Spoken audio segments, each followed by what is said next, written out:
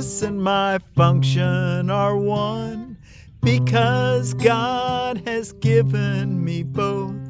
My happiness and my function are one, because God has given me both.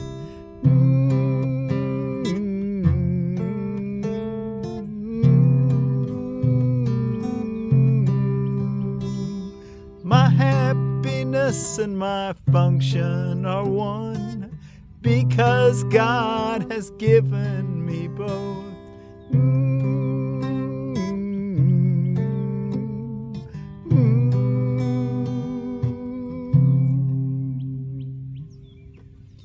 My happiness and my function are the same thing. They're one, because God has given my function to me, and He's given my happiness to me. Okay, let's read our lesson. Thank you for joining me today. I'm Forgiveness Willie, teaching forgiveness from the Ozarks. Here for lesson Saturday, March the 7th of 2026. Lesson 66 from the Foundation for Inner Peace version. My happiness and my function are one. And I'm Forgiveness Willie, teaching forgiveness from the Ozarks. If you're new today, bring a friend and come study with us. And, you know, I just find that the best way to learn this book is just to read it over and over and over and let God do the deeper teaching, because you do the listening. Practice your practice periods, your quiet times, your meditations, your listening. Make sure you do that. And if you have a book, follow along with me as we read, if you're able. My happiness and my function are one. You've surely noticed an emphasis throughout our recent lessons on the connection between fulfilling your function and achieving happiness. This is because you do not really see the connection. Yet there is more than just a connection between them. They are the same. Their forms are different, but their content is completely one, your function and your happiness. The ego does constant battle with the Holy Spirit on this fundamental question of what your function is. So does it do constant battle with the Holy Spirit about what your happiness is. It is not a two-way battle. The ego attacks, and the Holy Spirit does not respond. He knows what your function is. He knows that it is your happiness. Today we will try to go past this wholly meaningless battle and arrive at the truth about your function. We will not engage in senseless arguments about what it is. We will not become hopelessly involved in defining happiness and determining the means for achieving it. We will not indulge the ego by listening to its attacks on truth. We will merely be glad that we can find out what truth is. Our longer practice period today has as its purpose your acceptance of the fact that not only is there a very real connection between the function God gave you and your happiness, but that they are actually identical. God gives you only happiness. Again on that sentence. Our longer practice period today has as its purpose your acceptance of the fact that not only is there a very real connection between the function God gave you and your happiness, but that they are actually identical. God gives you only happiness. Therefore, the function He gave you must be happiness, even if it appears to be different. Today's exercises are an attempt to go beyond these differences in appearance and recognize a common content where it exists in truth. Begin the 10 to 15 minute practice periods by reviewing these thoughts. God gives me only happiness. He has given my function to me. Therefore, my function must be happiness. So we're going to take one 10 to 15 minute practice period today, and we're going to start by saying this to ourselves. God gives me only happiness. He has given my function to me. Therefore, my function must be happiness. Now, you can block it by holding a grievance towards someone. And that eliminates your awareness of your function and your happiness from your mind. And you'll feel justified in thinking that your happiness is going to come by avoiding somebody or attacking somebody or changing something that is all the way it is right now. Everything can be accepted as God's will right now, happily and wholly, regardless of what appearances or what interpretation you put on the appearances. We want the truth. Begin the 10 to 15 minute practice periods by reviewing these thoughts. God gives me only happiness. He has given my function to me. Therefore, my function must be happiness. To see the logic in this sequence, try to see the logic in this sequence, even if you do not accept the conclusion. It is only if the first two thoughts are wrong that the conclusion could be false. Let us then think about the premises for a while as we are practicing. The first premise is that God gives you only happiness. This could be false, of course, but in order to be false, it is necessary to define God as something He is not. Love cannot give evil, and what is not happiness is evil. God cannot give what He does not have, and He cannot have what He is not. Unless God gives you only happiness, He must be evil. And it is this definition of Him you are believing if you do not accept the first premise. God gives only happiness. First premise. The second premise is that God has given you your function. He has given my function to me. The second premise is that God has given you your function. We have seen that there are only two parts of your mind. One is ruled by the ego and is made up of illusions. The other is the home of the Holy Spirit, where truth abides. There are no other guides but these to choose between, and no other outcomes possible as a result of your choice. There are no other guides but these to choose between, the ego or the Holy Spirit. There are no other guides but these to choose between, and no other outcomes possible as a result of your choice, but the fear that the ego always engenders, and the love that the Holy Spirit always offers to replace it. Thus it must be that your function is established by God through His voice, or is made by the ego which you have made to replace Him. Which is true? Unless God gave your function to you, it must be the gift of the ego. Does the ego really have gifts to give, being itself an illusion and offering only the illusion of gifts? Think about this during the longer practice period today. Think also about the many forms the illusion of your function has taken in your mind, and the many ways in which you tried to find salvation or happiness under the ego's guidance. Did you find it? Were you happy? Did they bring you peace? We need great honesty today. We need great honesty today. Remember the outcomes fairly, and consider also whether it was ever reasonable to expect happiness from anything the ego ever proposed. Yet the ego is the only alternative to the Holy Spirit's voice. So when you're listening to the voice within, you've either decided to listen to your true voice, the Holy Spirit's voice in you, or to the illusion of reality, which is the ego's voice in you. You will listen to madness or hear the truth. Let's see, did we finish paragraph 9? Remember the outcomes fairly, and consider also whether it was ever reasonable to expect happiness from anything the ego ever proposed. Yet the ego is the only alternative to the Holy Spirit's voice. You will listen to madness or hear the truth. Try to make this choice as you think about the premises on which our conclusion rests. Therefore, my function must be happiness is the conclusion. If God gave your function to you, and He also gave happiness to you, then your function is happiness. So He says, you will listen to madness or hear the truth. Try to make this choice as you think about the premises on which our conclusion rests. We can share in this conclusion, but in no other, for God Himself shares it with us.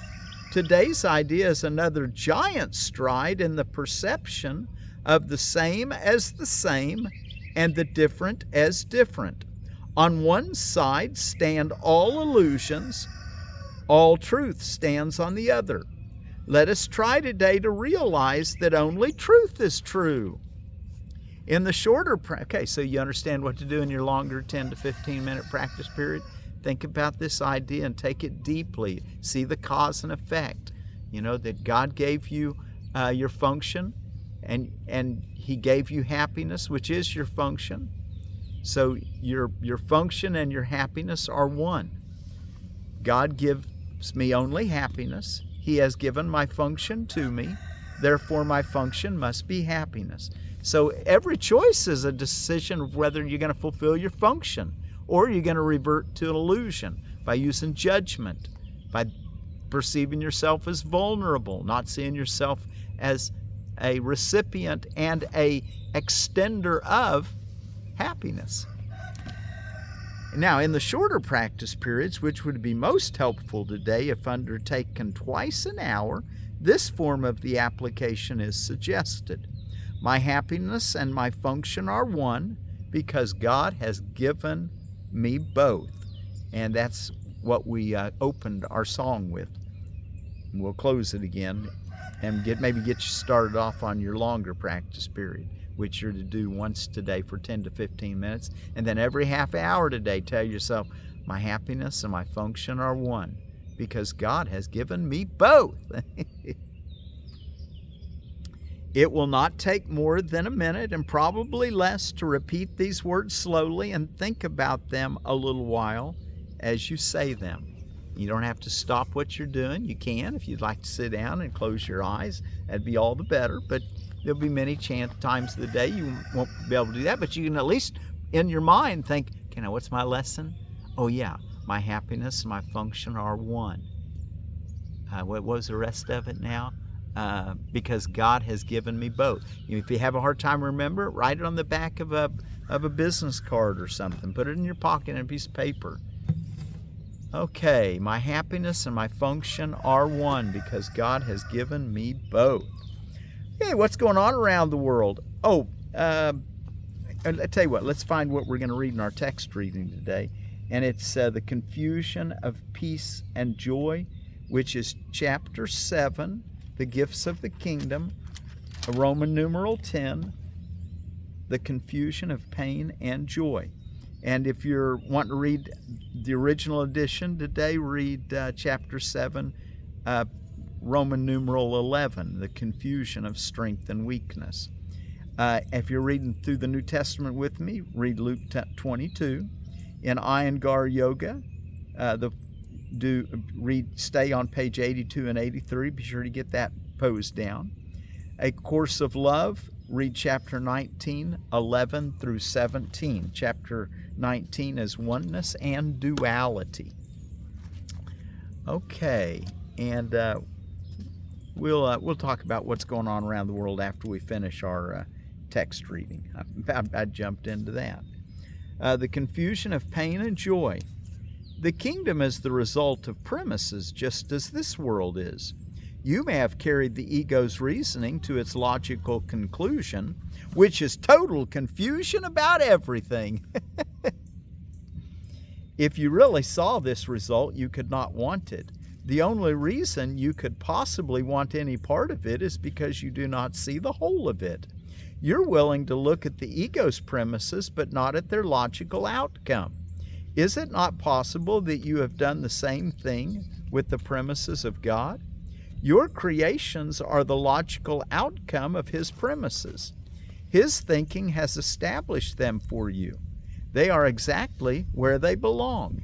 They belong in your mind as part of your identification with His, but your state of mind and your recognition of what is in it depends on what you believe about your mind. Whatever these beliefs may be, they are premises that will determine what you accept into your mind. 2. It is surely clear that you can both accept into your mind what is not there and deny what is there. Yet the function God Himself gave your mind through His you may deny, but you cannot prevent. It is the logical outcome of what you are. The ability to see a logical outcome depends on the willingness to see it. But its truth has nothing to do with your willingness. Truth is God's will. Share His will and you share what He knows. Deny His will as yours and you are denying His kingdom and yours and your own happiness. 3. The Holy Spirit will direct you only so as to avoid pain. Isn't that nice to know?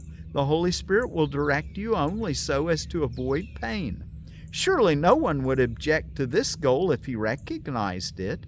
The problem is not whether what the Holy Spirit says is true, but whether you want to listen to what He says. You no more recognize what is painful than you know what is joyful, and are in fact very apt to confuse the two. The Holy Spirit's main function is to teach you to tell them apart. What is joyful to you is painful to the ego. And as long as you are in doubt about what you are, you will be confused about joy and pain. This confusion is the cause of the whole idea of sacrifice. Obey the Holy Spirit and you will be giving up the ego, but you will be sacrificing nothing. On the contrary, you will be gaining everything. If you believed this, there would be no conflict. Paragraph 4.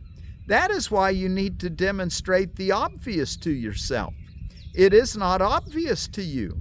You believe that doing the opposite of God's will can be better for you.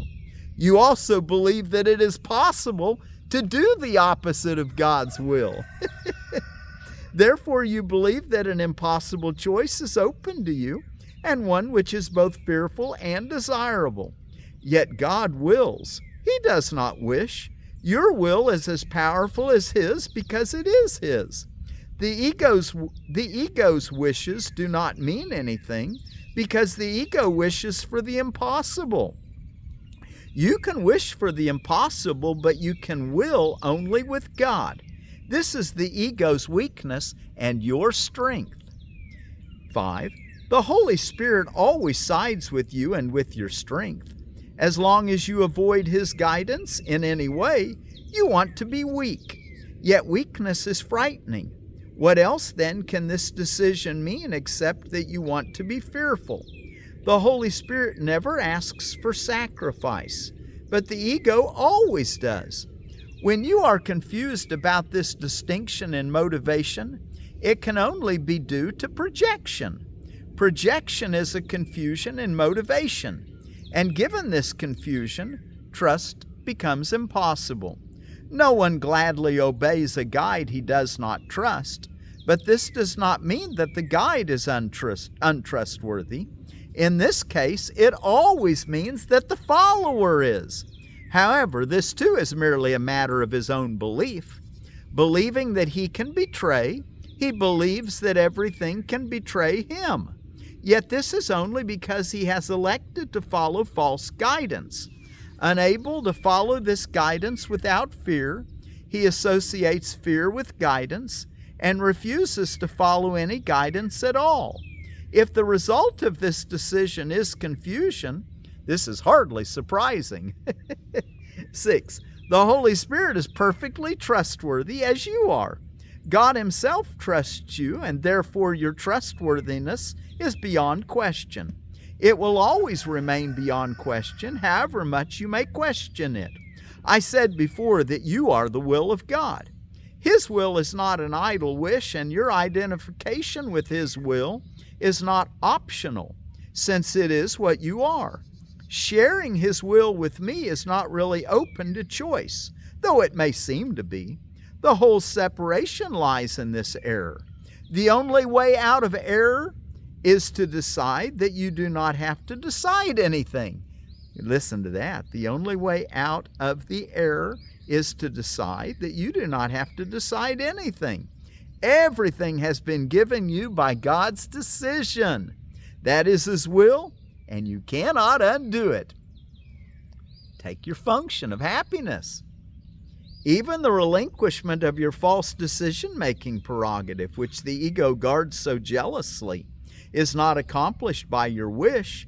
It was accomplished for you by the will of God, who has not left you comfortless. His voice will teach you how to distinguish between pain and joy, and will lead you out of the confusion you have made. There is no confusion in the mind of a son of God, whose will must be the will of the Father, because the Father's will is His Son. And the last paragraph, 8. Miracles are in accord with the will of God, whose will you do not know because you are confused about what you will. This means that you are confused about what you are. If you are God's will and do not accept His will, you are denying joy. The miracle is therefore a lesson in what joy is. Being a lesson in sharing, it is a lesson in love, which is joy. Every miracle is thus a lesson in truth. And by offering truth, you're learning the difference between pain and joy. The truth that God has given you your function, which is happiness, salvation. Okay, let's take a look at what's going on around the world. It's Ramadan continues for the Islamic folks, as well as it's also Nuzul ul Quran, the first day the Quran revelation came to Muhammad. And for the Christian folks, it's Lent and the Great Lent. It's also in Islam, for some Islamic people, Shahadal of Imam Ali, his martyrdom, and the anniversary of his martyrdom. Feast of Saint Perpetua and Felicity Day in some Christian circles and Catholics. And also Panchang for the Hindu folks. And out of holidays and observances, I found it's Alexander Graham Bell Day, International Open Data Day, World Math Day, Be Heard Day, Cereal Day, Cooper Day. I just went ahead and used that name because I've got a grandson, Cooper. Hey, Cooper, I hope you're listening. You're the kind of age limit that I try to aim for. He's a young man. I'm trying to give young people a direction to follow for their life. So that's kind of who I'm aiming at talking to. Or, once you get to be an adult, which I figure you're really an adult, I kind of follow the Jewish idea that bar mitzvah is when you become a man or a woman. So, about most kids about 12 years old I'd consider them be baby adults. I told all my kids that when they were that age. Flapjack Day, have a pancake. Play Outside Day, Plant Power Day, and the Sock Monkey Day. Taking those socks. And I want to talk a minute about the Girardi dwarf mulberry. It is a Morus alba crossed with a rubra, a white and a red. And it says out of Edible Landscaping that the Girardi dwarf mulberry, excellent large black fruit on a bush-like tree around 6 to 8 foot. It'd be a true mulberry bush. Very productive, fruit similar to Illinois everbearing in taste. Ripens after Shangri-La, zones 5 through 8. So real good all the way through the Ozarks. And then for the red mulberry, how much time do we have? Oh, we're looking good.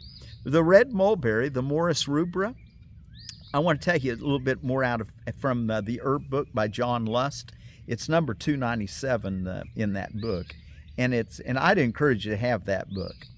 Anthem, if you're interested in using herbs for your body. It's an anthemetic, which expels worms. It's a wormer. And it's also cathartic, which empties the bowels, a cathartic. And because it does those things, it's been used in Europe and in the Americas for centuries for tapeworms, as a laxative. I mentioned the other day that the sap has been used to remove for ringworm. You know how you get a little ringworm? And most people go up to the store and pick up some kind of antifungal. Well, the sap is an antifungal, evidently. A cautionary note is that the unripe fruit and the sap can cause hallucinations. It can be a nervous stimulant or a stomach upset. Okay, I think that's probably everything that we need. Okay, let's close with our song, and we'll sing the song that we're supposed to do every half hour today, and then we'll get you a little bit of the what you're supposed to do for your 10 to 15 minute practice period. Let's make sure I get this right. I've got the same chords and a little different melody on a lot of these, and I like to try to one.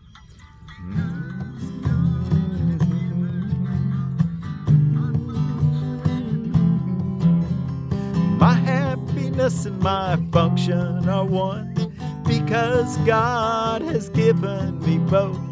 My happiness and my function are one, because God has given me both.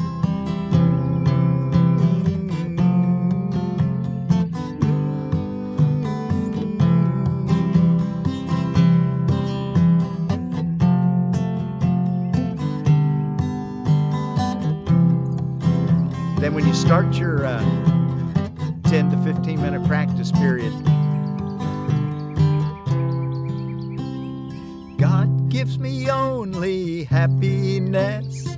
God gives me only happiness. He has given my function to me. He has given my function to me. Therefore my function must be happiness. Therefore my function must be happiness. God gives me only happiness. God gives me only happiness. God gives me only happiness. God gives me only happiness. He has given my function to me. He has given my function to me. Therefore my function must be happiness. Therefore my function must be happiness.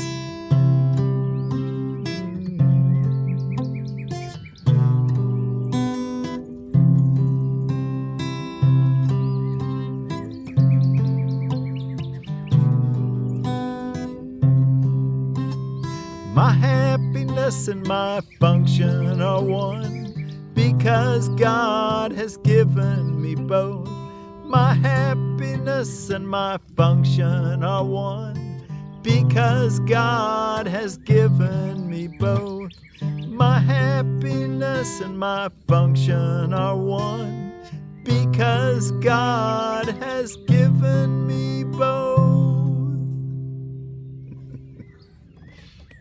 Okay, well, thank you all so much for joining me today and studying this wonderful lesson. And our text, I would have loved to talk more about our text, because it goes so good with this lesson, and that it's trying to get us to recognize that God only gives us happiness.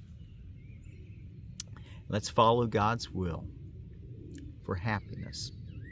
And our word for peace, we're going to take it from the Mandarin Chinese people, and it's Heping. Heping be with you. Peace be with you. All through the day, every half hour today, tell yourself, my happiness and my function are one, because God has given me both. Heping.